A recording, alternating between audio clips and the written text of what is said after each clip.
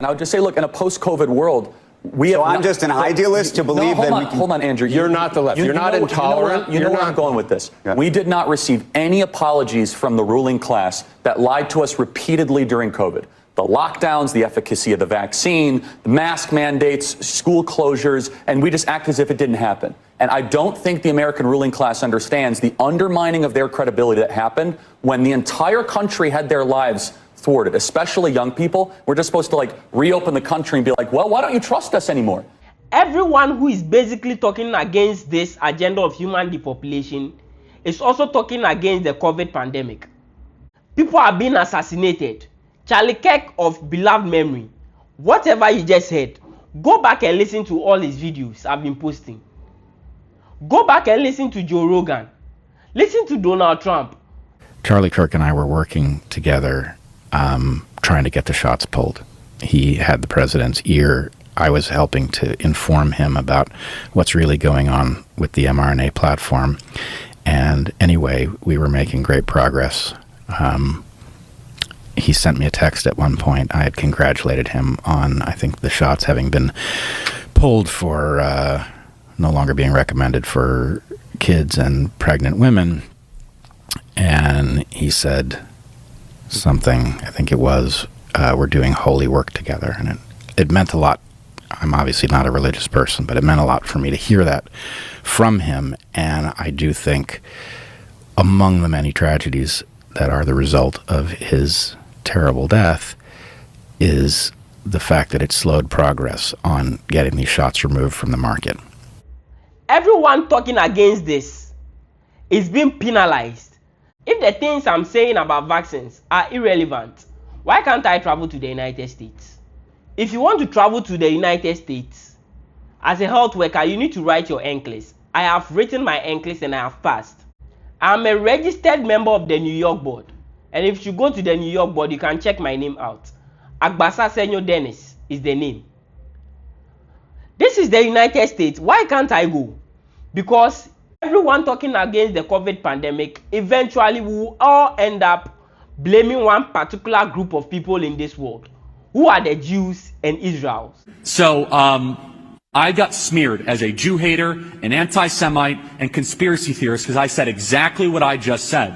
And I refused to back down despite all the smears thrown at me, because I learned during COVID. I learned when they told us that it came from a bat in the Himalayas. I learned when they told us the vaccine was safe and effective. I learned when they told us that ivermectin was horse paste, that you better keep asking questions because it's the only thing that keeps us free. We push back against the media on COVID, on lockdowns, on Ukraine, on the border, so maybe we should also ask a question. Is the media totally presenting the truth when it comes to Israel? Just a question, that maybe we shouldn't believe. The look says it all, chat. They say one picture's worth 1,000 words. This one's 109,000 words, if you know what I'm saying. If you talk against the nation Israel, not the nation United States, the nation United States, which I'm going to be a host member to, is not rejecting me because I'm talking against it, but because I'm talking against the nation Israel. I'm trying to tell you the Bible is real, black people. Vince, that COVID, while all the harm it did, it also created something good. Do you think that there was any positive out of COVID?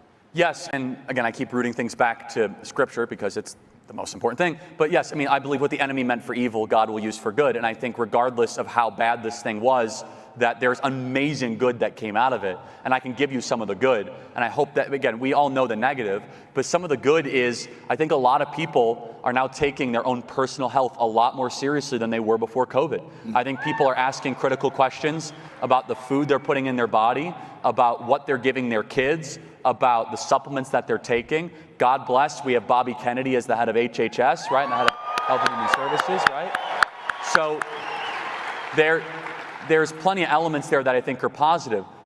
Wake up, the human population agenda is against us. I pray the few that listen would engage more of my videos to really understand why I'm raging. COVID-19 is targeted to attack Caucasians and black people. The people who are most immune are Ashkenazi Jews and Chinese. Now let's look at the tweet he put out after. And this is where it goes completely off the rails. And he did this because it went haywire. This is a crazy thing to be saying. He put out the following tweet. Story is mistaken. I have never ever suggested that the COVID-19 virus was targeted to spare Jews. He literally suggests that in the video. Okay. I accurately pointed out during an off-the-record conversation, he's continuing to use off the record like a shield. Okay, listen, dude, you said it. You want us to forget about it because it was off the record? Think, black people, like there is no miracle. We are in a war for human survival.